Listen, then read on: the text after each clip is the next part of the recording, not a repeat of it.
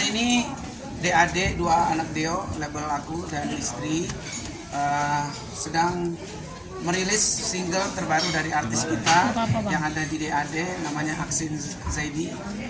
Ini dokter yang sekaligus rocker juga. Jadi hari ini lahir anak pertamamu ya, karya pertamamu yang judulnya Semua Rasa, yang sudah lama kita persiapkan, hampir setahun lebih kita persiapkan untuk single pertamanya dokter rocker ini, penyanyi dari Aceh. Dan semua berjalan lancar dan mudah-mudahan semuanya suka lagunya. Nanti Aksin cerita tentang apa, dan yang jelas saya dan Duma, aku dan Duma bangga banget hari ini telah dirilis single Aksin bersama juga video musiknya yang menurut aku keren banget tadi, detail sekali, dan semua hasratnya Aksin dan juga energi-energi yang kita selama ini lakuin untuk single ini bisa tergambar melalui video musiknya. Jadi mudah-mudahan semua teman-teman pecinta musik, apalagi yang rocker-rocker yang sudah kangen suara-suara rock muncul lagi kembali menjadi center di industri musik Indonesia, lewat Aksin bisa terjawab, musik rock bisa bangkit lagi gitu. Jadi selamat sekali lagi buat Aksin. Mudah-mudahan singlenya bisa boom, bisa hits, disukai semua orang. Kan udah mengorbitkan genre rock ya, kan R&B. Nah, ada rencana genre lain gak sih, apa reggae? Kan kamu kan pernah punya anak didik juga di reggae ya, punya Ya, apakah siapa namanya? Hendra. Hendra. Ada rencana untuk kayak mengeluarkan reggae. Jadi dulu gua di Swedia bikin album, ternyata di Swedia itu gua ketemu satu rumah produksi musik yang ternyata di dalamnya banyak genre musik. Jadi hari ini misalnya gue ketemu sama Erwin Getawa, besok sama Mbak Inul, besoknya sama yang Seriosa. Jadi itu konsep itu yang gue bawa ke sini. Gue pengen DAD ini punya artis dari berbagai macam genre musik. Nah kalau ini kan udah ada rocker, ada Daniel Patinama itu di R&B, ada Denanda juga di pop. Jadi sangat terbuka kemungkinan mungkin nanti penyanyi cewek juga yang dangdut, yang koplo, yang daerah, apapun. Selama itu menurut kita bagus, dia punya kualitas, ya kita pasti akan dengan terbuka untuk bisa membantu bareng-bareng untuk bisa mengeluarkan karya buat mereka gitu. Jadi bukan cuma sekedar satu genre aja, semua. Bang, mungkin kan selama ini kan kayaknya nyari titik ini dari ajang pencarian bakat ini. Mungkin ada nggak sih dari selain di luar dari pencarian bakat dari Bang Leo dan Kak Duma sendiri? Nyari bakat-bakat ini. Ya dulu pernah, ya sebelum ini pernah mungkin teman-teman lihat ya, ada Nurlela itu dari disabilitas yang tidak bisa melihat, dia bukan dari kompetisi.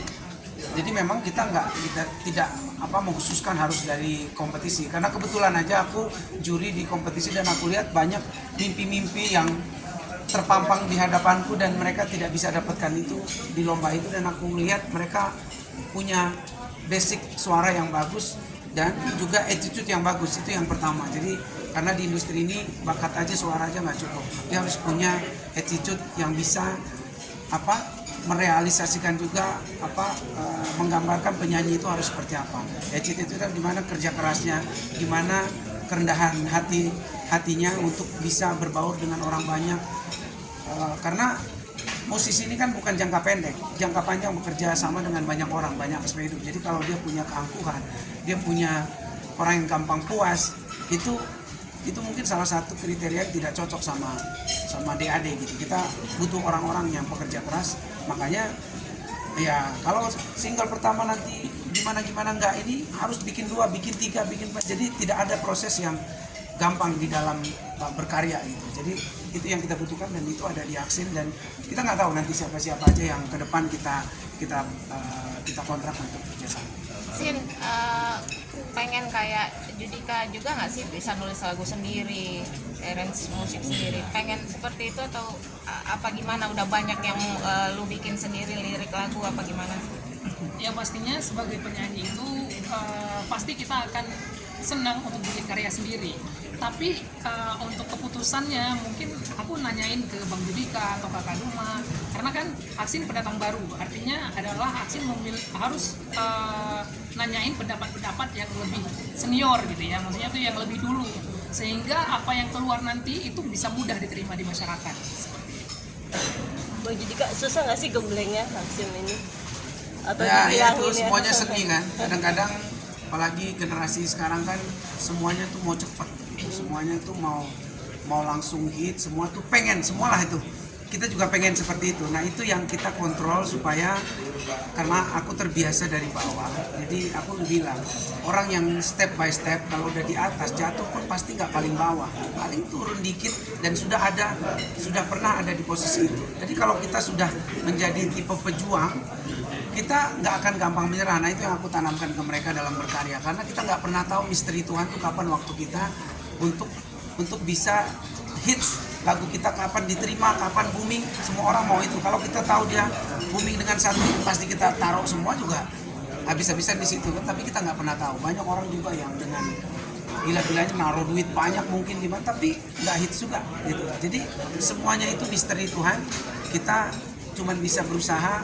Tapi ada juga orang yang tidak berusaha, cuman mau. Makanya aku tadi hampir aku nangis tadi lihat dia, karena memang dia bikin lagu ini, karya yang pertama ini memang habis-habisan. Dia benar-benar ada di situ, benar-benar dia kasih hatinya, energinya semua sampai hari ini bisa launching gitu. Jadi yang kita gembleng bukan cuman lagunya, tapi bagaimana sih sebenarnya sebagai penyanyi yang profesional itu akan nanti bersikap gitu. Karena sebagai penyanyi banyak penyanyi bagus, tapi yang profesional kapan dia waktunya datang tepat waktu, kapan dia menjaga suaranya, itu mungkin nggak ada di dalam ini ya, nggak ada di dalam kurikulum nyanyi yang gimana. Tapi yang aku lihat kalau penyanyi mau panjang umurnya ya gitu, harus punya attitude yang bagus, harus punya disiplin yang tinggi, harus mau berkarya terus walaupun mungkin sekarang belum dilihat orang gitu. Jadi kita tunggu Tuhan bilang this is your time. Tapi jangan cuma tunggu itu, tapi harus bekerja dan berusaha. Nah, Kak Agrin sendiri mungkin kan masuk di label DAD. Merasa beruntung nggak sih? Karena kan label juga kadang-kadang kayak membatasi gerak-gerik dari para si talent ini juga. Tapi kan DAD tadi juga dijelasin sama Bang Judika kayak memberikan peluang-peluang ide-ide dari talentnya sendiri gitu untuk bisa berkolaborasi. Nah, kayak gimana sih? Jadi sebenarnya tuh dari awal aku sempat bilang ke teman-teman, kan yang di kampung-kampung ya, ini kalau aku bilang di Aceh itu banyak banget yang beredar di musisi-musisi bahwasanya label itu jahat kayak gitu. Kalau misalnya nggak ada tempat yang benar itu susah, mereka akan batasin atau mereka akan bikin si penyanyi ini yang nggak up lah gitu. Begitu misalnya single pertama nih nggak dapet nih, nggak hits, mereka akan ditinggalin karena banyak artis yang lain. Tapi begitu Aksin dapat kabar dari Bang Judika langsung yang ngajak, itu aku terharu. Karena kenapa? Karena aku tahu Bang Judika dan Kakak Duma itu orang baik dari awal ya. Maksudnya Aksin udah paham itu orang baik. Dan ketika dapat kabar untuk diajak itu langsung mau. Karena kenapa? Karena itu menjawab semua doa yang udah aku minta kepada yang di atas. Akhirnya Allah menjawab itu dan memberikan orang-orang terbaik juga berada di sisi aku. Jadi beruntung banget. Nah mungkin Kak Judika juga melihat kan kalau label itu biasanya kayak membatasi. Nah kenapa sih Kak Judika pengen banget nih untuk bisa berkolaborasi dengan para talent-talent yang nggak membatasi gitu, nggak hanya dari DAD aja nih yang harus membentuk, tapi dari talent juga berkolaborasi. Yang jelas kalau kita ngomong label di mana-mana itu rumah orang beda-beda ya. Semua label juga merasa semua mau anaknya itu bisa hits, anak yang ada di kontrak mereka nggak mungkin mereka juga mengkontrak seseorang tuh mau tidak diapa-apain gitu. Tapi memang rumah atau label-label itu berbeda semua cara kerjanya, anak-anak yang ada di bawah mereka, terus sistemnya mereka itu nggak bisa disamakan. Nah karena aku punya pengalaman dengan Sony yang menurut aku juga salah satu label yang terbaik ya di Indonesia, yang sampai mungkin aku satu-satunya artis di Sony yang sampai akhir kontrak aku selesai gitu. Ada beberapa artis yang tidak sampai selesai sudah keluar gitu. Dan itu membuktikan kalau aku nih orangnya penyabar, aku pejuang, aku nggak mau jelek-jelekin rumah aku yang mungkin ada kurangnya, ada juga lebihnya gitu. Tapi yang jelas semua label tuh punya cara masing-masing. Nah di DAD ini aku belajar untuk menyatukan apa yang dulu mungkin aku nggak dapatkan di label. Misalnya kalau aku punya karya gimana kan, dulu kan Sony kan punya banyak pencipta lagu, punya banyak bank lagu yang nih ada lu dengerin. Tapi kan semua mereka juga mau yang terbaik. Dari lagu-lagu yang terbaik itu aku coba pilih. Nah sekarang caranya, eranya juga berbeda. Banyak penyanyi yang udah bisa bikin lagunya sendiri, kayak Aksin juga udah datang. Tapi kan di situ kita share, kita buka koordinasi apa yang kita musyawarah apa yang terbaik buat dia. Tidak juga tertutup kemungkinan bahwa kita yang mutusin. Menurut dia bagus, kalau kita juga menurut kita nggak bagus, tetap kita yang menentukan sebenarnya. Tapi aku nggak bikin porsi itu gitu. Aku lebih suka musisi itu bicara dari hati ke hati. Ini yang terbaik apa enggak, kita gojlok lagi, kita lihat lagi, tarik ulur, kita kasih waktu untuk kalau kita misalnya menurut kita masih ada yang kurang, jangan dipaksakan, cari timing yang tepat. Dan itu yang menjadi roh apa DAD ini ya, menurut aku kita musyawarah untuk cari yang terbaik, itu aja sih. Ada yang menarik di sini, Kak Duma, apa yang membuat tertarik lu jadi seorang produser di manajemen ini, di label ini? Sebelum dia jawab ya, kalau dia nggak ada pasti aku nggak punya label ini, karena menurutku dia sangat apa ya, dia tahu aku dulu di label tuh orangnya paling diem, nggak pernah mau komplain, nggak pernah mau. Jadi dia yang membuat aku tuh berani ketok. Kalau di Sony Musik tuh dulu ada 4 lantai. Di awal-awal tahun aku cuma bisa ada di lantai 1. Boro-boro ketemu bos di lantai atas gitu, nggak pernah. Jadi kalau mereka dari awal ketemu udah langsung aku yang DM atau gitu, mungkin mereka nggak tahu itu. Tapi aku dulu di label, dan dulu mungkin label-label yang lain tuh susah sekali untuk ngomong dengan orang yang manajer yang paling menentukan lah di perusahaan. Nah, dia yang membuat aku untuk berani ngobrol ini, kasih tahu mau apa, kasih tahu konsep mau apa, datang terus, ketok terus pintunya, datang ke soalnya akhirnya kasih lagu bikin ini. Nah, kalau nggak ada dia di label ini, aku pikir salah satu role label ini memang dia yang punya konsep jangka panjang untuk sebuah perusahaan. Kalau aku tuh musisi tuh biasanya lebih pendek ya, apa yang besok, apa yang hari ini kita mau eksekusi. Kalau dia memang well planning, jadi otaknya di perusahaan ini, di DAD ini ya ibu Peri. Kayak Sarukan sama Gaurikan gitu ya kan. Jadi awalnya sebenarnya karena belajar dari Judika sih sebenarnya. Jadi waktu itu kita masih pacaran, waktu itu kita pacarannya lama soalnya 6 tahun. Jadi sebelum Judika mulai dari baru ngeluarin 1 single tuh, baru bukan Rayuan Gombal. Nah kita ketemu gitu, jadi ketemu terus habis itu ngeliatin gitu, ini harusnya Judika ini bisa lebih maksimal gitu. Ya kita memang pacaran gitu, tapi kita kan punya tugas harus buktiin kita bisa sama-sama sukses pada saat itu gitu. Jadi pada saat itu ya memang iya benar, kita yang sering di dalam enggak, kamu harus pergi ke atas tuh, karena memang waktu itu dia lama. Jadi dari album pertama dia ke album keduanya dia itu dia nunggu 4 tahun. Itu termasuk lama menurut aku.